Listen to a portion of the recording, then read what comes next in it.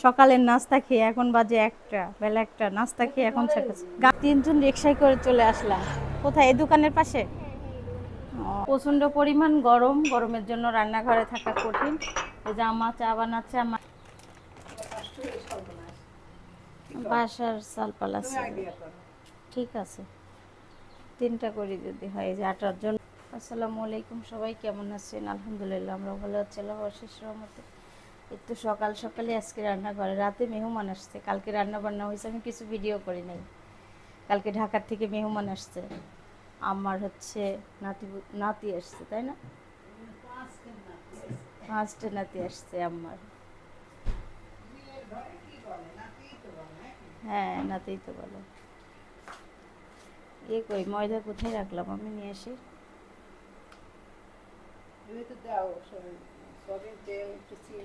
চা বানাই নিলাম আমার। আমি এই যে রান্নাঘরে কাজ করতেছি, নাস্তা বানাবো এখন, সকালের নাস্তা। এই যে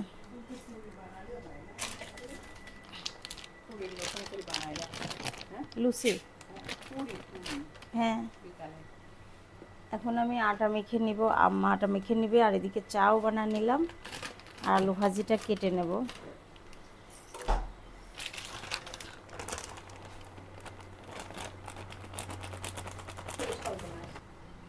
বাসার চালপাল আছে। ঠিক আছে, 3টা করি যদি হয়, যে 8টার জন্য নিয়ে নিলাম ঢেলে। এখন পরিমাণ মতো লবণ, চিনি আর হচ্ছে একটু তেল দিয়ে নেড়ে, হ্যাঁ, কুসুম কুসুম গরম পানি দিয়ে মাখানো হবে।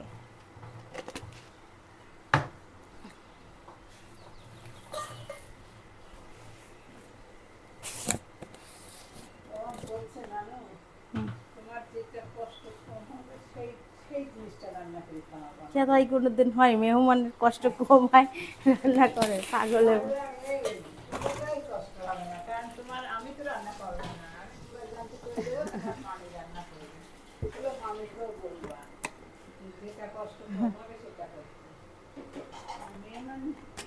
ওই মেহমানের জন্য আবার কষ্ট।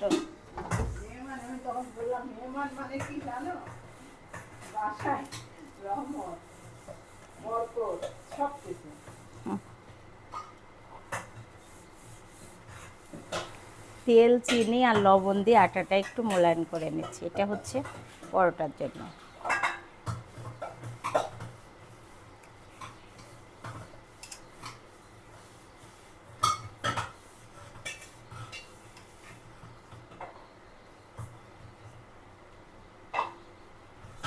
অনেক রাতে আসছে মনে হয়, রাতে 1টায়। ও, 12:30।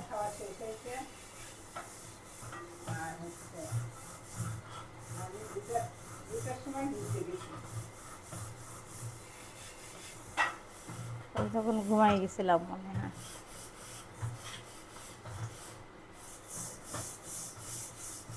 এখন আটাটা তেল, লবণ, চিনি দিয়ে মাখানো শেষ। এখন আমি পানি দিয়ে মাখাবো।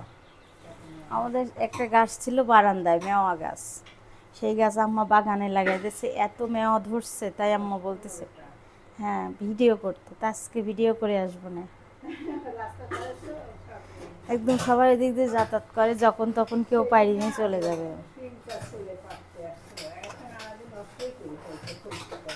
আর ছোট ছোট, ওটা তো হচ্ছে ওটা তো খাওয়াই যাবে না। তাহলে ও কিভাবে বুঝলো ওই জায়গায় ওই গেছে?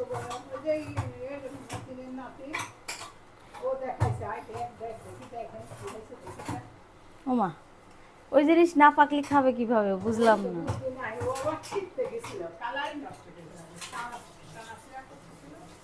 আরে আল্লাহ।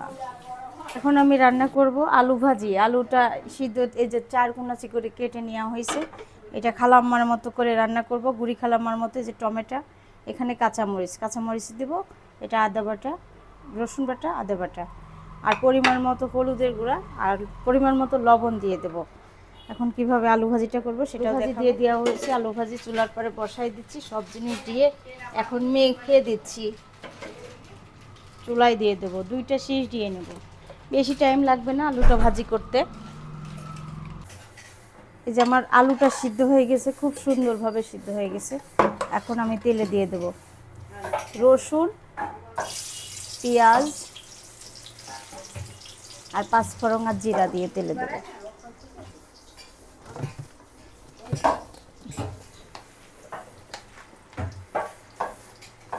পাঁচফোড়ন দিয়ে দিলাম। এখন লাল লাল হয়ে আসলে দিয়ে দেব আলু ভাজিটা। পেঁয়াজটা লাল লাল হয়ে আসছে, এখন দিয়ে দিচ্ছি আলু। এই যে আলুটা,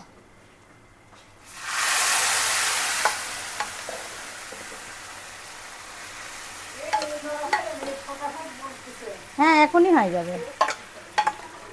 এই যে আমার আলু ভাজিটা তেলে দেওয়া হয়ে গেলে এখন পরোটাগুলো বেলা হয়ে যাচ্ছে, আমি হচ্ছে ভাজি নেব।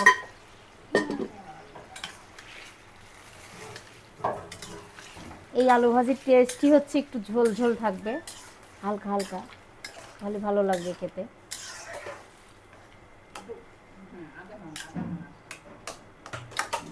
অনেক মজা হয় এই আলু ভাজিটা খেতে, আপনারা চাইলে এভাবে করে খেতে পারেন রান্না করে। এই যে আমার আলু ভাজিটা রান্না হয়ে গেছে, এখন নামাই রাখছি, খুব সুন্দর হয়েছে। এই আলু ভাজি দিয়ে খেতে খুব মজা লাগবে। এই যে পরোটা ভাজা হচ্ছে, খুব সুন্দর করে লাল লাল করে ঘুরাই ঘুরাই ভেজে নিচ্ছে। আর পরোটাগুলো বেলা খুবই সুন্দর হয়েছে।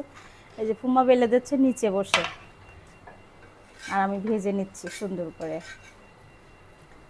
একটু তাওয়াটা গরম হয়ে গেলে ফ্রাই প্যানটা মানে ভাজতে দেরি লাগে না।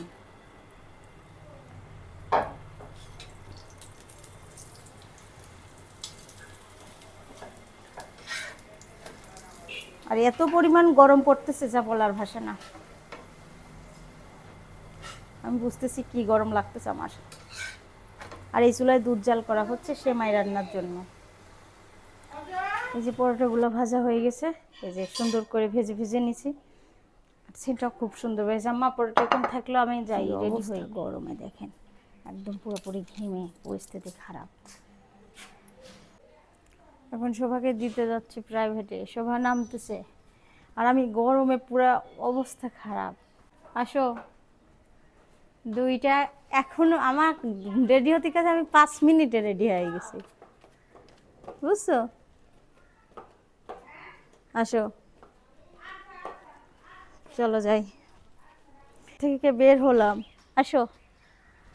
এখন বাসা থেকে বের হলাম, বাসায় আছে মেহমান, নাস্তা বানাইতে বানাইতে যাচ্ছি মেয়েকে নিয়ে স্কুলে। স্কুলে না, প্রাইভেটে দিয়ে আবার বাসায় আসবো। এখন যাচ্ছি শোভাকে আজ পূজাকে নিয়ে।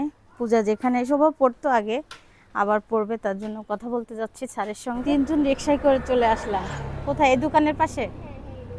ও আচ্ছা, চলো। আচ্ছা, এসে গেছি আমরা এখন প্রাইভেটের জায়গায়।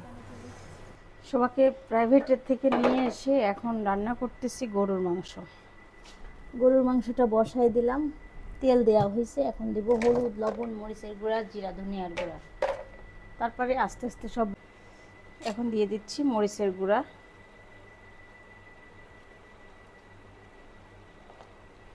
হলুদের গুঁড়া দিয়ে দিচ্ছি। আর মাংসটা আমি খুব সাধারণভাবে রান্না করি।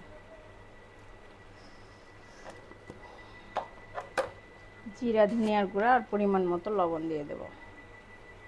এটা জিরা, ধনিয়ার গুঁড়া।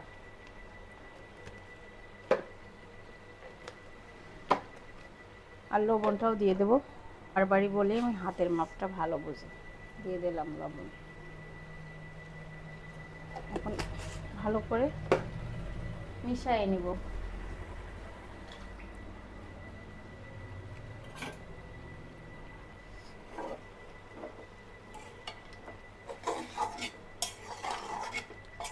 এখনো আদা রসুন বাটা দেওয়া হয়নি, দেব।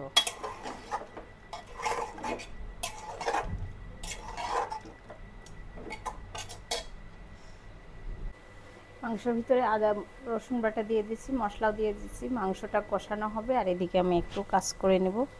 প্রচণ্ড পরিমাণ গরম, গরমের জন্য রান্নাঘরে থাকা কঠিন। ওই যে আমার চা বানাচ্ছে, আমার নাতি আসছে। নাতি না কি হয়, নাতনি, নাতি, মেয়ের ঘরের ছেলে আসছে। আর আমাদের নাস্তা খাওয়া শেষ, আমি দুপুরে রান্না শুরু করে দিছি। রোস্টগুলো ভেজে নিচ্ছি আর এখানে আম্মা দুধ চা বানাচ্ছে। আর আমি নাস্তার সময় ভিডিও করি না, যে আমার পাগলিটা উঠে গেছে, এই যে ছোট পাগলি কোলে। গরুর মাংস রান্না শেষ, ভাত চুলায় দিয়ে দিছি। এখন পোলাও, মুরগি রোস্ট আর মাছ রান্না হবে একটা। আর আম্মা এখানে চা ঢালার জন্য প্লেটে পারে কাপগুলো রেডি করতেছে। হ্যাঁ, আমরা বেড়াইতে গেছিলাম আপুর বাসায়, আপুর ছেলে আসছে আর আপুর ছেলের এগুলা বন্ধু। হ্যাঁ হ্যাঁ, মলি আপুর বাসায় বেড়াইতে গেছিলাম, ওই যে ছেলে বসে আছে। ও, সবাই চা খাচ্ছে, সবাই বসে চা খাচ্ছে। সকালের নাস্তা খেয়ে এখন বাজে একটা, বেলা একটা, নাস্তা খেয়ে এখন চা খাচ্ছে, গান শোনার। হ্যাঁ হ্যাঁ, ওইটা মিউজিক বাজানো। আর এই যে সবাই বসে আছে। আচ্ছা বসে থাকো, আমি রান্না শেষ করি, আবার 2টা-3টা বেজে যাবে। হ্যাঁ, আচ্ছা মুরগির রোস্টটা দিব, তার জন্য পেঁয়াজ ভেজে নিচ্ছি। আর পেঁয়াজের বেরেস্তা করাই আছে, বেরেস্তা করব না, রোস্টটা দেওয়ার জন্য এখানে পেঁয়াজ দিয়ে দিচ্ছি আর সব রকম মশলা দিয়ে যে মিক্স করে নিছি।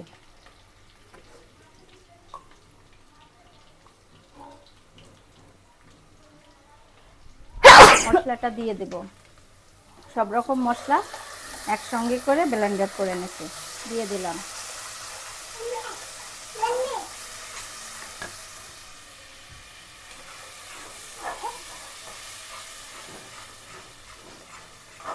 এখানে বাদাম কিশমিশ থেকে শুরু করে সব জিনিস একসঙ্গে নিয়ে নিছি।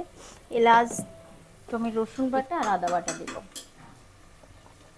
আর পরিমাণ মতো লবণ দিব।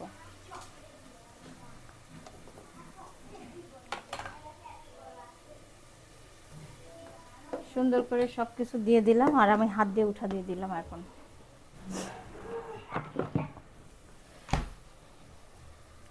আর এত পরিমাণ গরম যা বলার ভাষা না। এখন মশলা দিয়ে সুন্দর করে কষিয়ে নিব। লবণ দিয়ে দিলাম আর মশলাগুলো ব্লেন্ডারের জায়গার থেকে একবারে। পোলাও রান্না করতেছো? হ্যাঁ, পোলাও রান্না করতেছি। আজকে পানিটা ছেঁকেলেই নাই, ওই জন্য এমন করে ছেঁকে ছেঁকে নিচ্ছি। কি করব, রান্না হয়েই গেছে। রোস্টটা হবে, টক দই আম্মা আনতে গেছে, আর সবাই নাস্তা করছে একদম 1টার সময়, ওই জন্য একটু দেরি করি। বাসার রান্না হয়ে গেছে, এখন মেহমানদের রোস্ট রান্না আর মুরগির এই পোলাওটা হলেই হয়ে যায়। আর চালটা রান্না হয়ে ভাজা হয়ে আসছে প্রায়, আর একটু ভেজে নিয়ে পানি দিয়ে দেবো পরিমাণ মতো। আর প্রচণ্ড গরম, আমার মেয়ে বলতেছে কি জামা পরছো তুমি, কিন্তু আমি এই জামাতেই আরাম পাচ্ছি। আসলে কি, ভালো জামা পরি তো কাজ করা যায় না।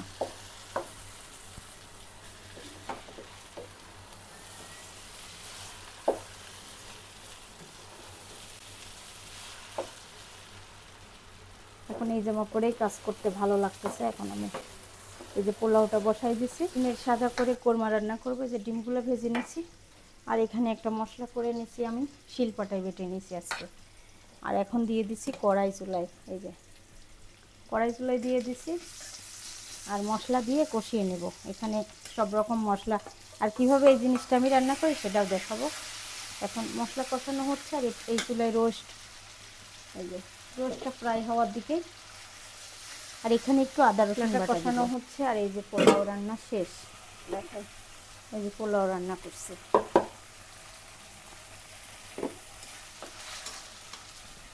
একটু মশলা কষানোর ভিতরে তোমার জাল করা দুধ, আমি অনেক সুন্দর করে এই জিনিসটা রান্না করি। হ্যাঁ রাখো, একটু টক দই দিয়ে দেবো। ডিমটা ভেজে রাখছিলাম দিয়ে দিলাম এখন। আর ডিমের কোরমাটা রান্না করলেই হয়ে যায়।